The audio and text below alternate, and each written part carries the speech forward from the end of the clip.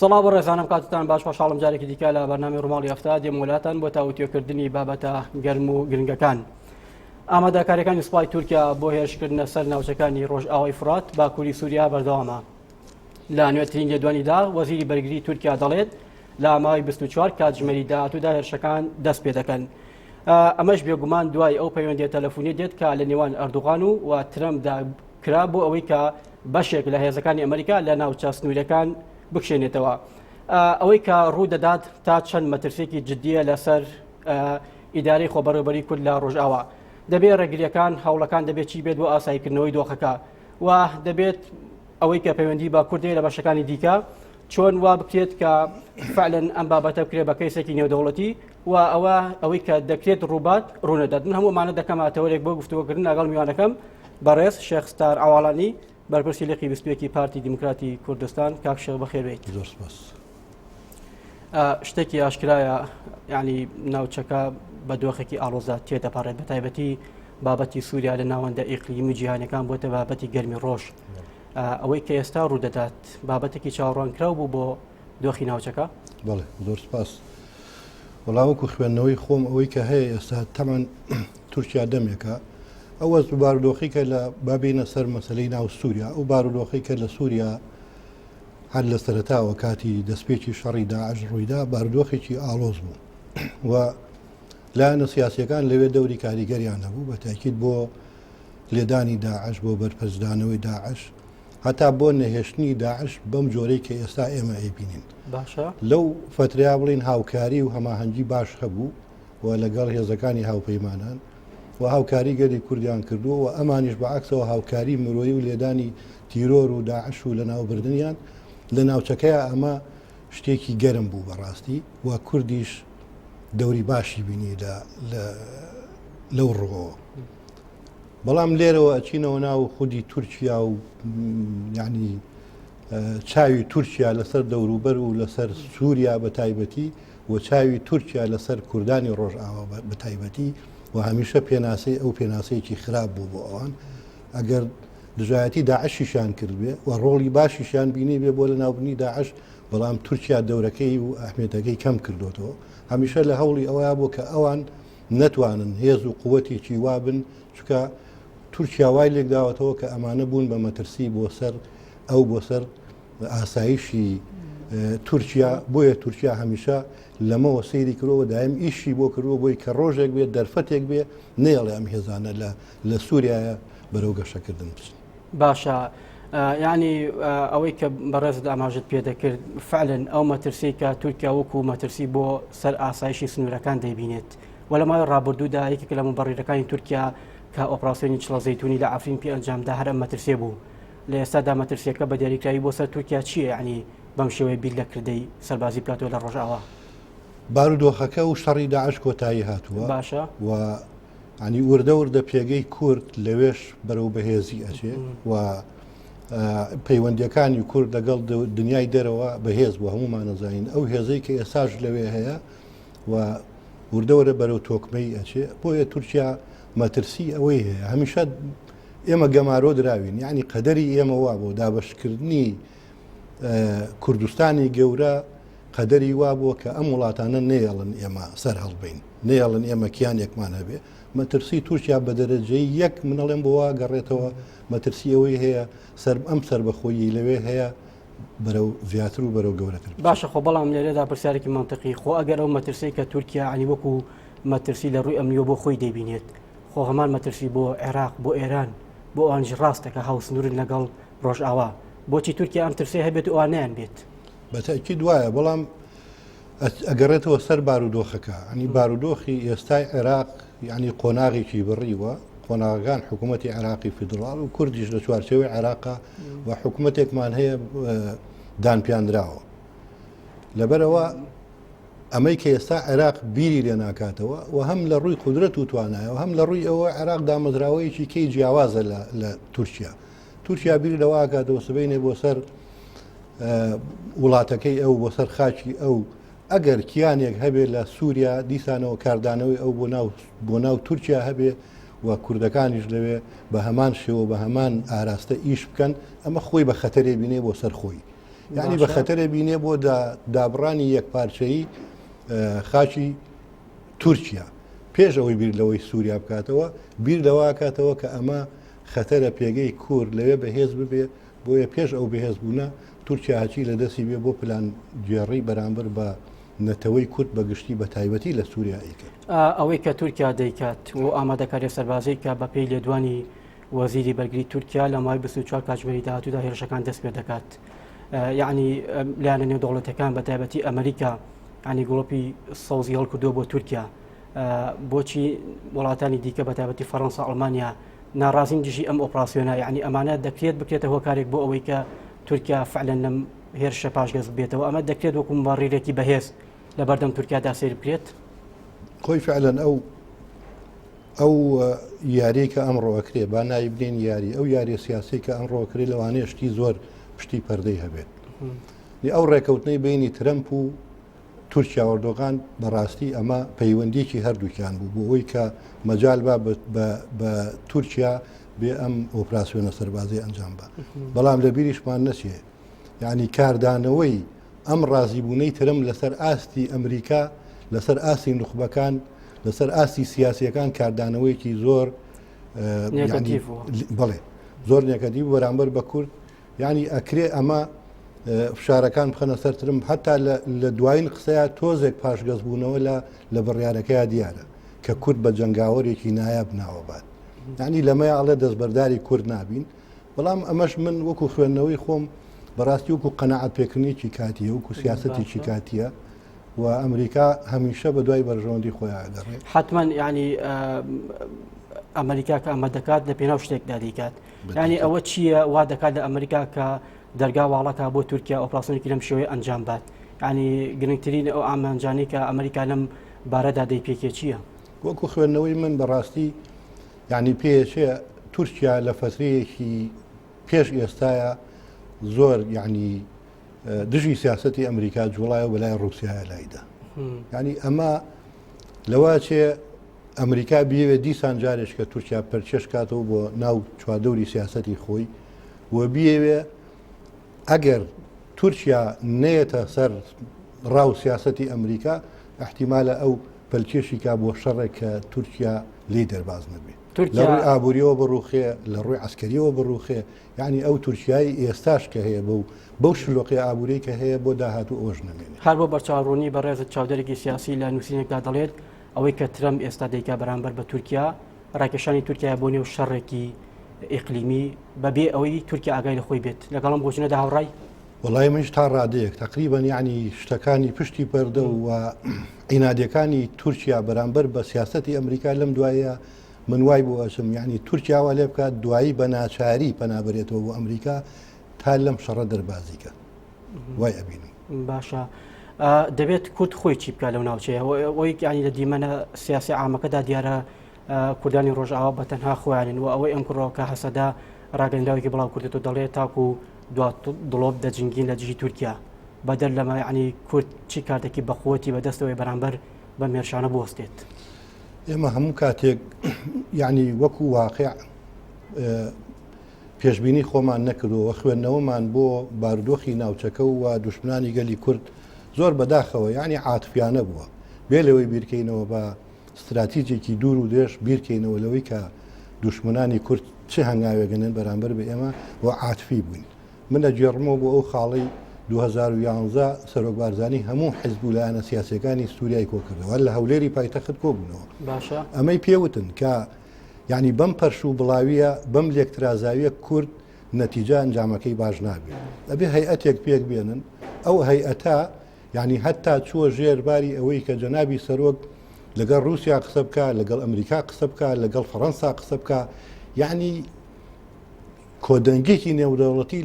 لەسەر مەسەلەی سووریا و ئەو حیزبانە کە هەیئەتێکیان هەیە و هەمویان بەیەکەون بەڵام بەداخەوە هەندێکیان لەگەڵ نەبوون زۆر جار هێن ناوخۆ والیەکە لێکترازانی ناوخۆ والیەکان نتوانی بیتە هێزێکی بەقووەت بەرامبەر بەم وەزعی کە ئێستا لە سووریا ڕوویداوە ئەمە نەبوونی هەماهەنگی نێوان حیزبەکان و هەندێکیان ناڵێم هەمویان هەندێکیان یعنی بۆغرایی هەندێکیان و جۆنەگرتن لەوەی کە جەنابی سەرۆک زۆر بە پەرۆشەوە هەوڵیا ئەو کاتە ینی کە ئەمان هاوکاری و هاریکاری لە هیچ شوێنێکی ژوەرە نەگرن هەرچیەکیان پێویستە لێرەوە بۆیان بکرێت ینی پێگەی خۆیان بەهێز بکەن ئێستا لەواچ و شەرعێتێکی نێودەوڵەتی بەدەست ئەوانەوە هەبوایە ینی دەنگیان زیاتر بگەیشتایە یانێکێک لە پرسیارە جدیەکان کاشێک ئەوەیە ینی دوای 5 ساڵ لە ئیداری خۆبەڕێوەبەری لەو ناوچانە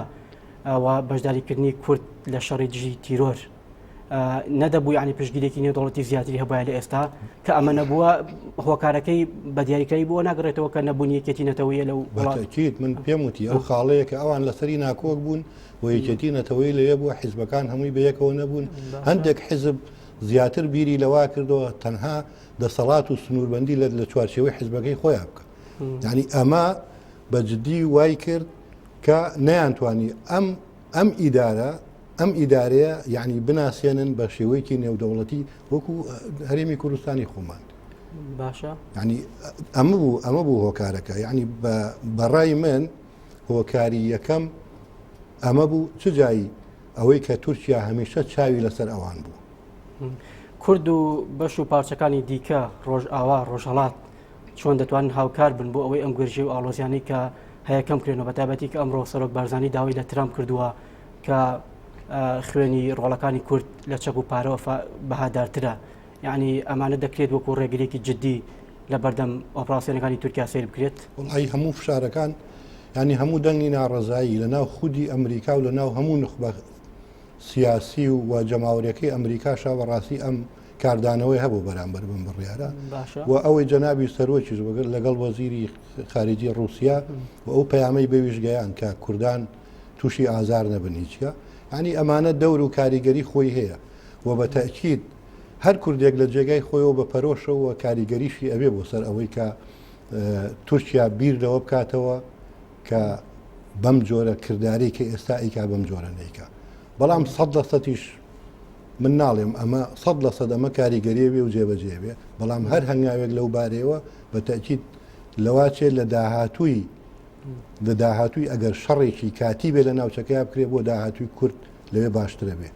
ئەگەر پشتگیری و پشتیوانی بەو جۆرە بێ کە ئێمە ئێڵین باشە بەدەر لە هەموو ئەمانەی باست کردیانی ئێستا ئەوەی کە ڕوونە وڵاتانی ئیقلیمی تەنانەت ئێران و عێراق و وڵاتانی ئەوروپا فەڕەنسا ئەڵمانیا دژی ئەم ئۆپراسیۆنن ینی ئەمە تەنها بەسە بۆ ئەوەی کە بڵین پاڵپشتێکی باش بۆ کوردانی ڕۆژئاوا هەیە یاخود بەردەر لەمە کورد لە باشووری کوردستان دەتوانێت چی بکات پەرلەمان و حکوومەت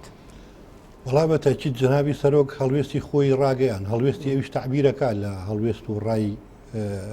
خەڵکی کوردستان بەگشتی و بە دڵنیایی شەواڵەم تعبیر و هەڵوێستی ئەو یعنی تعبیرەکان لە ڕای هەموو کوردانی هەر چوار پارچەی کوردستان و ئەگەر ئێمە هەر فشارێ بکەین لەلایەن خۆمانەوە کە حکوومەتی هەرێمیش بڵین هەڵوێستی خۆیان هەبووە و ئەگەر کوردانی کەش لە وڵاتانی کە بە هەر شێوەیەک بە شێوەیەکی ناڕازی و بە شێوەیەکی خۆپیشاندانیش بێ لە شێوەی بەیاننامە و گروپ و دەستەشا بێ ئەمانە هەمووی کاریگەری خۆی هەیە بە جددی بارودۆخەکە ئەگەر ئێستاش ئەمە ڕانەگرێ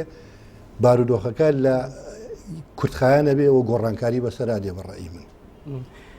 ئەو دۆخەی ئەگەر ئێستا هەیە سەر بکێشێت بۆ کردەی سەربازی لە نێوان کوردانی ڕۆژئاوا و تورکیا یعنی هێزە کوردەکان دەتوانن بە نەتیجەیەکی باشەوە لێ دەربچن ئەگەر هاریکاریان هەبێ و ئەگەر ئامادەکاری و یەکگرتووی خۆیان هەبێ بە دڵنیاییەوە من ئەڵێم ئەتوانن ئەگەر نەتیجەش وەکو لایەنی سەربازی یعنی نەتوانن ئەو بەرگریە بکەن بەڵام لە ئەنجام ئەتوانن ڕاز بنەوە بە هێزێکیکەوە بەڵام بە شەرتێک ئەوان یەکگرتووی ناو خۆیان هەبێ کە وەکو ئەو ڕێنیشاندەری جەنابی سەرۆک پێشتر پێی نیشانداون ئەم دۆخە بای ئەوە نی ئەم یەکگرتووی ئەم تەبایە دروست بێت بۆ ئەوەی یەک پەیامی ڕوون و دیاران هەبێ بەرامبەر بە کۆمەڵگەی نێودەوڵەتی بەرامبەر بە تورکیا بە دڵنیایەوە منەڵێم هەمیشە بەشێک خۆمان بووین یعنی ئەگەر کورد تا ئێستا ئێمە نەتیجەیەکی باشمان بەدەستنێناوە وەکو سربەخۆیی ینی ئەم مشکلەی ناو خۆمان هەبوو باشە ئەینا ئەگەر مشکلەی ناو خۆمان حەلکەین یعنی چارەسەری خۆمان بکەین و هێزەکان هەموو بەیەکەوە بە یەکگرتووی و بە یەک دەست بەرەنگاری ناحەزان بینەوە بڕوا بکە تانک و تۆپ و تیارە ناتوانێت ڕوبەڕووی ئێمە بێتەوە چونکە ئیرادە و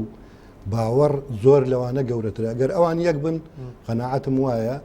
سەرکەوتن هەر بۆ گەلی کوردە شکستێنانی ئەزمموی خۆبەڕێوەبەری کورد کە مای 5 ساڵە لە ڕۆژئاوا پیادە دەکرێت ئەگەر شکست بهێنێت ئەمە مەترسیە بۆ سەرپارچەکانی دیکەش بۆ ئەزمموی حکومڕانی وڵی ئەوێ تەنها واگەڕێتەوە یعنی احترافێکی نێودەوڵەتی و ناوخۆیش نەبووە یعنی شتێکی کاتی بووە کردوان و ئیدارەیەکی کاتی بووە لە ناوچەیەکە کە خۆیان ئیدارەیان داوە ینی ئەمە ئەگەر احترافێکی دەولی نەبێ و ئەگەر لە ناو خۆی سووریاشا بە هەمان شێوەکو ئەم خەوارەی هەرێمی کوردستانی ئێمە نەبێ ینی ئەمە لەوا چ شتێکی کاتی بێ بۆ ئەوان بڕوان ناکەم کاردانەوەی ئێمە جیاوازین باشە کوردستانی ئێران بڵین ڕۆژهەڵات ئەمە جیاوازە ئێمە جیاوازین لە چوارچەوەی عێراقێکا و پێی دەستورێک ئێمە ئەم هەرێمی کوردستانەمانەوەی ئەترافێکی دەولیشی هەیە ئێمە لەوە دەرچوین بەڵام بە تەئکید ینی بە شێوەیەکی کەم لەواچێ کاریگەری هەبێ و ئەگەر ئەوان زیاتر خۆیان قایمکەن و ڕۆڵی خۆیان ببینن بتوانن بەرەنگاری ئەم دوشمنکاریە ببنەوە سەرکەوتن بەدەست بێنن بە دڵنیاییەوە بۆ ئێمەش پێگەی ئێمەش قایمترە بێ و بۆ شوێنەکانی کەش قایمتر شتێکی دیکە کە ینی بۆتە بە پرسی گەرم ینی لەسەر بابەتەکە بۆچی حکوومەتی ڕژێمی بەشەر ئەسەد بێدەنگە لەم کردە سەربازیانی کە لەم ناوچەیەدا ڕوودەدات ینی بۆ خۆی ئەمە لە عمقی دەسەڵاتی ئەو ڕژێمەدایە ئەم بێدەنگی ئەسەد لە وەزیەتی یاخود جۆرەك لە جۆرەکان ڕێکەوتنێکی ژێربەژێر لەگەڵ وڵاتانی ئیقلیمی ناوچەکەدا هەیە بۆ ئەوەی کە جۆرێک لە بێدەنگی هەڵبژێرێت لەم بابەتەدا من ئەڵم هەمیشە دوشمنان لە کاتێکا کە ئێمە پێگەمان بەهێز بوو ئەوان یەکیان گرتووە ینی هەر سەیری خۆمان کەی کاتی 16 ئۆکتۆبەر ئەوان پێش 16 ئۆکتۆبەر چۆنگە لە کۆمەکیان لە ئێمە کرد و ڕێگایان لێگرتین و ویستیان کە هێزێکی سەربازی بێن ئێمە هەر نەیەڵن بەڵام هێز و توانای خۆمان هێزی پێشمەرگەی کوردستان و حەکیمی دەوری دیبلۆماسی و کاریگەری سەرکردایەتی سیاسی کورد بە تایبەت جەنابی سەرۆک و کاک نێچیروان ینی ئەمە دۆخەکە بەو ئاراستەیە بوو کە بینیمان و ئێمە سەرکەوتنمان بەدەستێنە بەڵام ئەکرێ بۆ ئەوێ خوێندنەوەی شکی جیاوازکە بۆ نەتوانراوە ئەم ئەزبوونە سەرکەوتوی باشووری کوردستان بگوازرێتەوە بۆ ڕۆژئاوا ئەوان خۆیان نویستووە ئەم ئەزبوونە وەربگرن یاخود ڕێگری هەبوو بۆ ئەم بابەتە من ئەڵێم خۆیان من یەکەم جاروتم ینی لێرە هاریکاریشیان هەبوو لێرە ڕێنیشاندەریشیان هەبوو لێرە دەعمی بە هەموو جۆرێک دەعمیش کراون بە هەموو جۆرێ ڕێنمایی کراون و ویستوشمانە ئێمە پشگیریان بکەین ئەوەی کە بە جەنابتم باس کرد ئەوەی جەنابی سەرۆک بەڵام ئەوان خۆیان ئەو یەکگرتووە هەندێکیان لەلایەنەکان کاڵم هەمویاننا ینی ئەویان قوبوڵ نەبوو ئەمەیان هەڵبژار کە بەو جۆرە نەی ئەترافێکی نێودەوڵەتیان هەبوو بە نەی ئەترافێکی ناوخۆیشان و بە نسبەت سووریاش ڕژێمی بەشار ئەسەد ینی من ئێستاش ئەوە ئەڵێم لەوەژە چێوێ ئێمە پێشببینی ئەوەش بکەین ئەگەر ڕێکەوتنێکی ژێربەژێرەوەکو عفرین هەبێ لەگەڵ ئەوەی ئێستاە کە لەگەڵ تورکیا ڕێکەوتنێکی ژێربەژێر هەبێ و دوایی بیانەوێ مەسلەی کورد تەواو تەسفێ بکەن و ئەوسا تورکیا دەوڵەتێکە بۆ خۆی گەڕێتەوە سنووری خۆی و سووریاش بە هەمان شێوە کە تا ئێستا هێناوێتی بۆ جۆرەیەکە بمێنێتەوە ئەکرێ لەم ڕەنگە شۆ سێریکەن چکە لە نەتیجە ئەبێ بیرمان نەچێت هەردوو لایەن دوشمنی کوردن کاک شەخیانی پرسیاری ئەوە دەکەم بەپێی ئاماژە و پێدراوەکان ئەوەی کە ئێستا ینی لە دیمەنە سیاسەکە دەگوزارێت ئەم ئاڵۆزیانە ئەم گرژیانە تا کوێ بەردەوام دەبن ینی فعلەن سەردەکێشێت بۆ کردەی سەربازی وڵاهی بەڕای من ینی کاردانەوەکان زۆرن باشە و چی لەسەر ناوخۆی ئەمریکایە چی لە دەرەوە فشاری دەوروبەر وڵاتانی کە جەنابێ باسی کرد و هیوادارم نەبێت ینی بڵین 100% پێشببینیەوەکەین کەم کردە سەربازیە نەبێت ناڵین نابێت 100% بەڵام هیوادارین ئەگەر بش بێت و کورد بخایەنێ و گەلی کورد لەوێ سەربەرز و سەرکەوتوو بن تایە و ئەوانش پێویستیان بە هاوکاری و پاڵپشتی و پشتیوانی هەر کوردێکە لە هەر شوێنێک بێ ئەمڕۆژ پێویستە ئێمە هەمومان لێرەوە و حکوومەتی هەرێمی کوردستان هەرچەندە خۆی و سەرۆکایەتی هەرێم و ڕاگەیان ناوی خۆی هەبووە جەنابی سەرۆک هەی بووە بەڵام هەر کوردێک لە هەر شوێنێکە بەڕاستی فشار و دەنگی ناڕزایی خۆیان دەربڕن بۆ ئەوەی کوردەکانمان براکانمان لەوێ سەربەرز بن و سەرکەوتوو بن و ئەوەی کە هەیە ئێستا نەک لە دەسینەین بەڵکو بەرەو بەهێزی بەرین باشە شەقامی ئەمریکی و ئێستا ینی کۆنگرس پرۆژێکی ئامادەیە بۆ ئەوەی کە فعلەن ینی دەستی تورکیا ببڕێت لەو ناوچانە بۆ ئەوی کە هێرش ئەنجام بات ئەمانە دەکرێت ینی ببنە ڕێگرێکی جدی بۆ ئەوەی تورکیا ئەم ئۆپراسیۆنە ئەنجام نەدات و ترامپ يعني ئەوەی کە ترامپ دەیڕێت و دەیکات ئەمە تعبیرە لە سیاسەتی شخصی ترامپ خۆی یاخود دەتوانین بە جۆرە لە جۆرەکان جۆرێک بێ لە سیاسەتی دەرەکی ئەمریکی کۆمەڵێک شتی شاراوی هەیە یەکەم جار باسی ئەومان کرد باشە احتیمالی هەیە بەم لادانەی تورکیا لە سیاسەتی ئەمریکا پەلکێشکردنی تورکیا بێ بۆ ناو شەڕێک ئەمە لایەنێکێتی لایەنەکەی کە ئەگەر وانەوێ بە عکسەوە بە تەکید ئەم دەنگۆیانە ئەم ڕابۆچوونانە لەسەر ئاستی ئەمریکا بە تەکید کاردانەوە کاریگەری ئەبێ ئەگەر ئێستاش نەبێ نەڵم لە کاتێکی نزیکایی بێت ترامپ خۆی دەسەڵاتی ئەوەی هەیە بە تەنها بە بێگەڕانەوە بۆ کۆنگرێس بڕیارێکی لەم شێوەیە بات ئەمە بۆ خۆی جۆرە لە جۆرەکان دژی یاسا نێودوڵەتەکانیش نییە بە تەکید بە دڵنیاییەوە ئەوە دژی یاسا نێودوڵەتەکانەوە ئەم کاردانەوانش لەسەر ئاستی ڕسمیش کە لە ئەمریکا ئەبێ وەسەر ئاسی ناوخۆیش ئەبێ ئەوە بەشێکە لەوە چکە هیچ پشتبەستوو نییە بۆەوەی کە دەنگی کۆنگرس بەدەست بێنێ بۆ ئەوەی ئەم گڵۆپی سەوز بۆ تورکیا هەڵبکە لەبەرەوە کاردانەوەی ئەبێت و ئەگەر ئەڵێم دیسانەوە ئەڵێم ئەگەر حاڵەتێکی کەی شاراوە نەبێ بۆ ئەوەی سبەینێت تورکیا ناچار بکە بگەڕێتەوە بەلای ئەمریکای واست دەستبەرداری رووسیا ببێ کە لەم فتریا زۆر لایداوە بەلای جەمسەرێکی دیکەی ناکۆکەکان رووسیا کە یعنی کاتێک باسی ملمنالی نێوان تورکیا و ئەمریکا دەکرێت ناکرێت باسی رووسیا نەکرێت رووسیا دوورونزیک چی پەیوەندێکی بم بابەتەوە یعنی بۆ نمونە ئەمە جۆرێک نییە لە پەلکێشکردنی تورکیا بۆ لایەنی ئەمریکی و درخستنەوەی لە رووسیا کە نەمای ڕابردوو تاکردنی S-400 ڕۆسی ئەمە بۆ خۆی هۆکارێکی دیکە نەبوو بۆی ئەمریکابی لەم کردانە بکاتەوە خۆی سیاسەتی ینی بمانەوێنێمە دوو گەورە زلهێز هەیە و هەر کەسە و سیاسەتی خۆی ینی رووسیا لە ماوەی پێشوا هەستی بەوا کرد کە دۆستەکانی کەم بۆتەوە ینی سیاسەتی رووسیا وای کردووە لە ناوچەکەیە بەرەو ئەوە چێ بە ئاراستەیەوە بچێت دۆستی خۆی زیاترکە ئیترسی تورکیاتی وڵاتانی کەی عەرەبیە وردە وردە هەنگاوەنێ بۆەوەی کە رووسیا بێ پێگەی خۆی لەم ناوچەیە بەهێزکە و ئەمریکاش بە هەمان شێوە ئەوێ ئەم ململانێش لەم بینەیە احتیمالی ئەوەی هەیە یعنی تورکیا بە بەشێک لەو سوتەمەنی کە لەم دوایە بە حسابی خۆی یاری کردووە لە ساحەکەیە و ئەوێ سەرکەوتوو بێ من وای بۆچم وای ئەخوێنمەوە احتیمالە نەتیجە و تورکیا زەرمەندی یەکەم بێ ئەوەی کە تایبەتە بە کورد پاڵپشتیکردنی جەمسەری ڕووسی یاخود ئەمریکی کامیان لە بەرژەوەندی ئێمەدایە بۆ ئەوەی کە ینی زیاتر هەماهەنگی و کارمان لەگەڵ ئەم لایەنانەدا بتەوتر بکەین ینی لە ئێستادا بەرژەوەندەکانی ئێمە هەڵخواستە لەگەڵ بەرژەوەندەکانی وڵاتی رووسیا یاخود ئەمریکا کامیان من ئەڵم کوردە بێ هاوسەنگی ڕابگرێت چکە لەبێ و دوو جلهێزەیە بێ ئێمە هاوسەنگی ڕابگرین چکە ئێمە وەکو گەلی کورد تا ئێستا کیانێکی سەر بە خۆمان نییە و لە ناوچەکەیە ماوینەتەوە ئەبێ هاوسەنگەکە ڕاگرین بتوانین و دەروجیرانیش لە خۆمان ڕازی بکەین بە جۆرێک لە جۆرەکان و بتوانین رووسیاش بەقەت پێگەی خۆی لە ناوچەکەیە کە هێتی ڕازی بکەین و ئەمریکاش ڕازی بکەین نەتیجە بەرژەوەندیە بەرژەوەندی خۆمان لەگەڵ بەرژەوەندی ئەم وڵاتانەیە ئێمە یەک بخین بتوانین بۆ ئارەسێ بڕنجی خۆمان بکەینەوە خۆمان قایم بکەین نەتیجە ئێمە تیا سەرکەوت ئەوەی کە تاکو ئێستا ڕوونە لە سیاسەتی دەرەکی ئێمە توانیمان لە مامەڵێکی دروست لەگەڵ خۆی وڵاتانەدا بکەین هەتا ئێستا بەڕای من هەنگاوی باشمان ناوە و باش توینەتە پێشەوە سیاسەتی باشمان هەبووە سەرکردایەتی سیاسی ئێمە بەڕاستی حەکیمانە بیری کردوێتەوە هەتا ئێستا هەنگاوی باشمان ناوە و حرەکەی باشی دیبلۆماسیمان کردووە لەسەر ئاستی ئیقلیمی و نێو دەوڵەتیش بەڵام مۆزوعی ئیقلیمیەوە جیاوازەکە ئەتوانین بڵین لە کاتێکە گۆڕانکاری بەسەرادێ بەپێی بەرژەوەندی خۆیان بەپێی ئەوەی کە ئەیبینن خەتەر بۆ سەر خۆیان لە شوێنێکەوە دروستە بێ ئەوان ڕاوبۆچوونی خۆیان نەگۆڕێ بەڵام لەگەڵ ئەمەشا لەگەڵ ئەم ناوچەیە کە منەڵێم پڕە لە ململانی و مشاکیل و شەڕی دنیا هاتۆتە ئێرە و عێراق و سووریا بە تایبەتی لەم ناوچەیە کورتوانی ومانە پێگەی خۆمان پارێزین و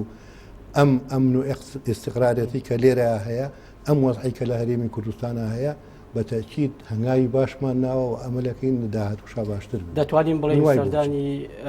لافرۆڤ وەزیری دەرەوەی رووسیا بۆ هەرێمی کوردستان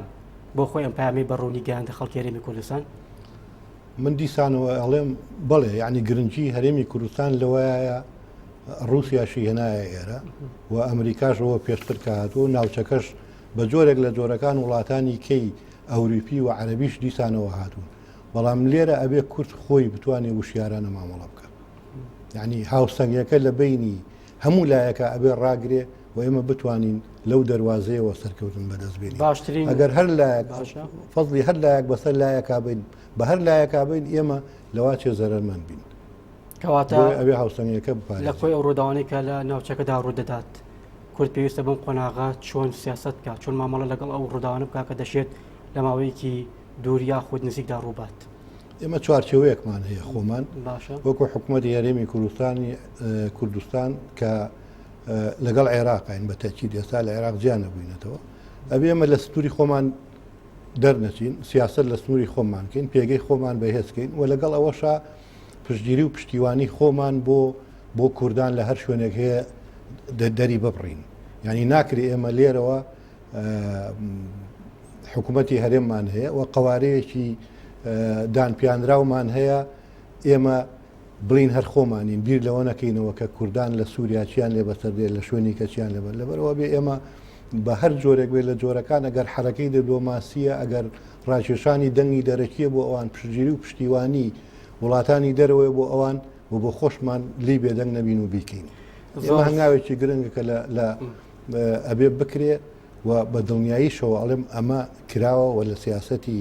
سەرکردایەتی سیاسی کورد بە تایبەتی جەنابی سەرۆک بارزانی کە یەکەم کەس بوو هەڵوێستی خۆی دەربڕی و هاوسۆزی خۆی بۆ گەلی کورد لە سووریا دەربڕی. زۆر سپاس بۆ شێخ ستار عەواڵانی بەرپرسی لقی 22 پارتی دیموکراتی کوردستان سپاس بۆ ئامادەمونێت. زۆر سپاس دووبارە بەخێربێت. زۆر سپاس. بینەرانی بەڕێز و خۆشەویست تاتەوەرێکی دیکە و بەرنامەیەکی دیکە هەر شاد بن.